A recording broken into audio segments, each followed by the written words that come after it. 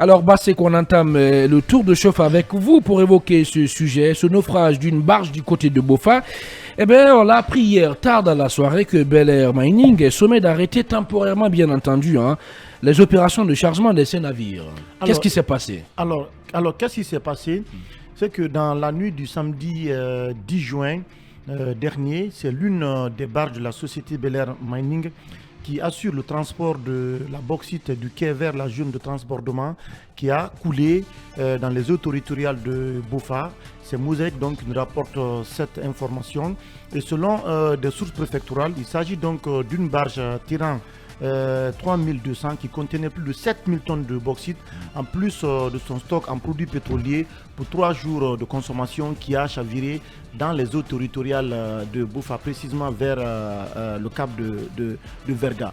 Alors, ce coulage, selon les informations que nous avons recueillies, donc, a cause un immense impact environnemental défavorable aussi bien à la pêche locale qu'à la biodiversité maritime. Mais plus d'une semaine, notamment après donc, cet incident survenu, c'est que les autorités compétentes attendent toujours d'être suffisamment informées des circonstances qui auraient dû faire l'objet, selon ce qu'on apprend, d'une déclaration d'accident industriel. Et c'est à ce point, c'est à ce niveau que le directeur général du bureau des évaluations quantité et qualité du minerai à l'exploitation, il s'agit bien sûr de Moussa Nimaga, donc a écrit officiellement à la direction générale de Bel Air Mining de fournir un rapport circonstancié comprenant toutes les informations nécessaires, donc toutes les informations liées à cet accident, à cet incident, ce qui permettra de mieux informer donc les autorités et de prendre donc toutes les décisions qu'il faut pour atténuer toute forme d'interprétation. En attendant donc Bel Air Mining nous fournisse ces informations, le directeur général donc du bureau d'évaluation des quantités et qualités des minerais à l'exportation a demandé à la société Bel Air Mining l'arrêt temporaire de toutes les activités de chargement en attendant de voir clair dans cette affaire. Alors, il y a beaucoup de questions quand même qu'on se pose. Pourquoi le directeur général de la société Bel Air Mining, M. Jeff Couch, et son directeur des opérations, Douglas Ross, ont-ils instruit de garder secret le naufrage d'une barge survenue le long de la ligne maritime de leur compagnie? C'était donc depuis le 10 juin dernier. Il a fallu que Mosaïque Guinée reprenne donc mène des investigations auprès donc des populations locales, auprès notamment du syndicat des pêcheurs pour confirmer tout cela et que tout cela soit mis sur la place publique. Donc il est clair aujourd'hui que les autorités locales et même les populations locales demandent donc le départ notamment du directeur général et du directeur donc des opérations parce qu'ils ont voulu notamment cacher cette information-là. Mais c'est important aussi et tout cela a été confirmé, a été soutenu par le syndicat et la communauté locale qui demandent le départ notamment de ces deux hauts responsables de la société Bel Air Mining. Mais c'est important à ce niveau vraiment Khalil que l'État prenne... En fait, selon vous, pourquoi les responsables de cette entreprise minière n'ont pas voulu communiquer sur cet accident? Oui, parce que l'incident s'est produit depuis le 10 juin. Donc cela, comme je l'ai dit, aurait fait l'objet d'une déclaration d'accident industriel le jour J ou même le lendemain parce que on suppose que l'entreprise, donc la société Bel Air Mining a réuni toutes les informations. Mais plus d'une semaine après les faits, c'est qu'on n'a aucune information autour de ça.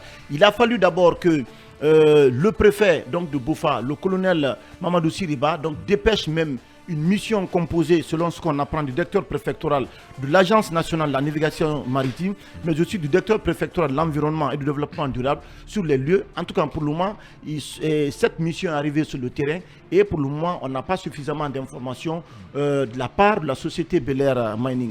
Et c'est pour cette raison que l'État doit prendre ses responsabilités à travers ses services compétents en vue de mener des enquêtes impartiales et détaillé sur ce qui s'est passé. Et c'est à ce niveau qu'on interpelle le ministre de la Justice, Charles Wright, comme on le sait, donc il tout de suite décide de faire des injonctions de poursuite. Oui, pour donner l'exemple et éviter des réquisitions même à impact. Les centaines d'injonctions de poursuite judiciaire qui dorment dans les tiroirs. Non, s'il te plaît, pour terminer, pourquoi on va pas polémiquer dessus. Pourquoi c'est quand même quelque chose de grave. C'est quand même quelque chose de grave qui s'est passé. Il s'agit du coulage d'une barge de plus de 7000 tonnes de bauxite avec plus de 3 jours de stock de produits pétroliers, donc qui s'est déversé dans nos eaux et qui menace aujourd'hui la survie notamment de certaines espèces halieutiques, mais aussi c'est la pêche locale aussi qui est menacée. Pourquoi la société Bel Air Mining... Il y a même les populations qui sont menacées.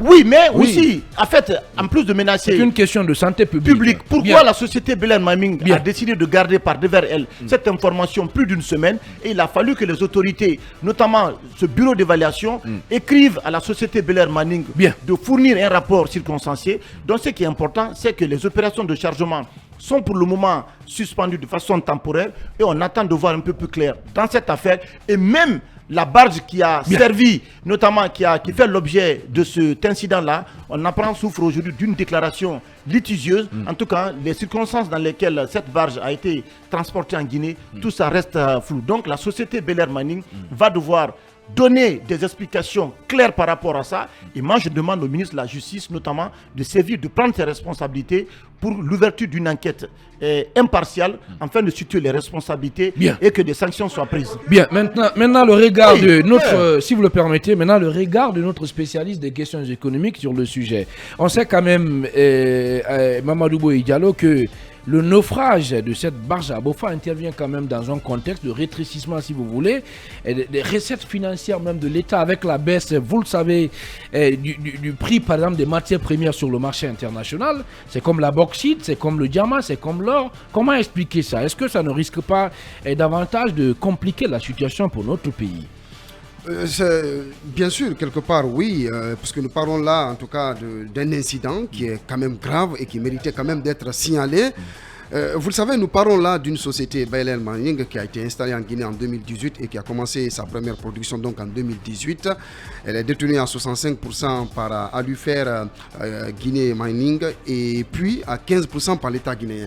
Donc j'estime que quand il y a un tel incident, il revient quand même aux responsables de cette société de l'accident.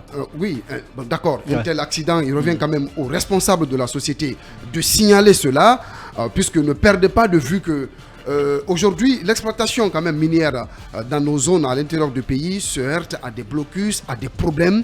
Et quand il y a quand même un problème de ce genre, il appartient aux responsables de cette société en lien avec les services déconcentrés du ministère des Mines et de la Géologie sur place, et bien qu'on déclare un tel accident.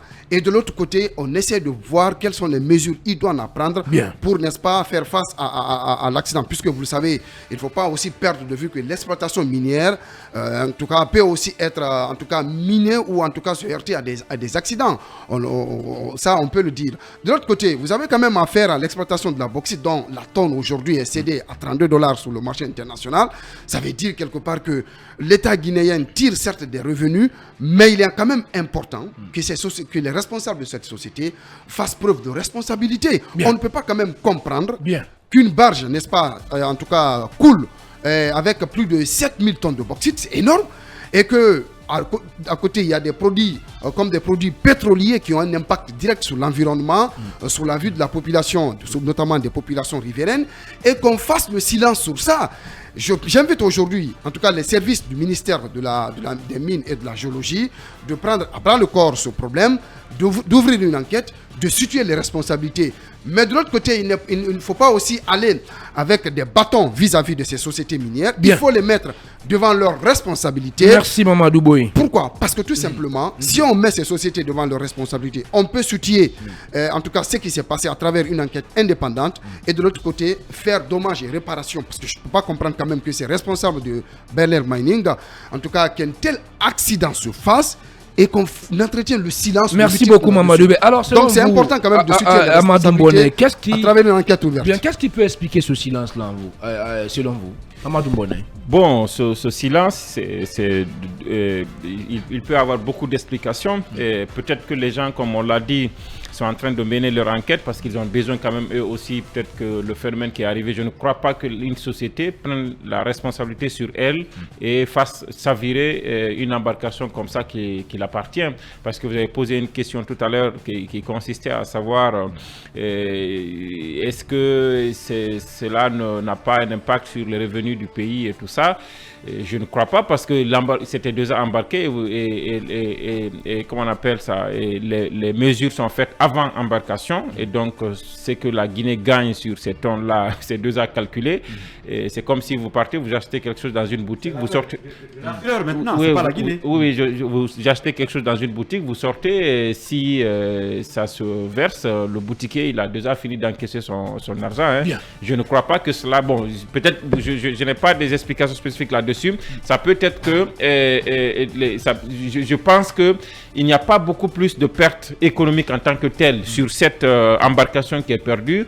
Mais les pertes, il faut les voir ailleurs. Et il faut voir qu'à partir de cette situation-là, ça peut quand même entraîner une certaine timidité dans l'activité minière dans la zone, parce que beaucoup de sociétés minières voudraient savoir ce qui s'est passé exactement, qu'est-ce qui s'est passé, pour ne pas aussi prendre le risque d'aller être victime de la même chose. Maintenant, de l'autre côté, il faut quand même dire que c'est nécessaire que l'administration minière tape du poing sur la table, pas seulement pour savoir ce qui s'est passé parce qu'on veut aller avec des bâtons contre Bel Air Mining, mais c'est pour savoir si l'accident qui est survenu est le fait qu'on appelle ça, de la faute, c'est la faute de la société, et amener la société à faire les réparations qu'il faut, parce que ça a un impact sur l'environnement. Quelqu'un l'a dit, ça a un impact aussi sur les activités riveraines, notamment l'activité agricole, mais aussi de la pêche et tout ça. Amener la société à compenser, à réparer ces choses-là, et si c'est nécessaire,